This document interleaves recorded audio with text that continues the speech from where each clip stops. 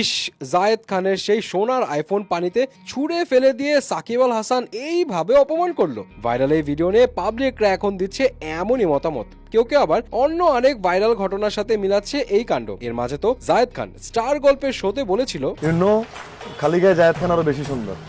আচ্ছা, আর এই গরমে জায়েদ খানের সুইমিং পুলের ছবি দেখে অনেকেই ধারণা করেছিল হয়তো খালি গায়ে জায়েদ খান তার সৌন্দর্য দেখাতেই সুইমিং পুলে এমন লাস্ট সময়ে ছবি তুলেছিল, যেটা হয়েছিল আবার হেভি ভাইরাল। কিন্তু এখন সাকিবের মোবাইল ছোড়া ভিডিও দেখে অনেকেই মনে করছে হয়তো জায়েদ খান তার খালি গায়ের সৌন্দর্য দেখাতে নয়, বরং তার আইফোন খুঁজতে গিয়ে সুইমিং পুলে ডুব দেয়, এন্ড তারপর ক্যামেরায় ধরা পড়ে যায় তার সুইমিং পুলে অর্ধ নিমজ্জিত ছবি। এখন প্রশ্ন হলো, কেন সাকিব আল হাসান এভাবে জায়েদ খানের মোবাইলটা ছুঁড়ে মারলো? এবং অনেকেই এই প্রশ্নের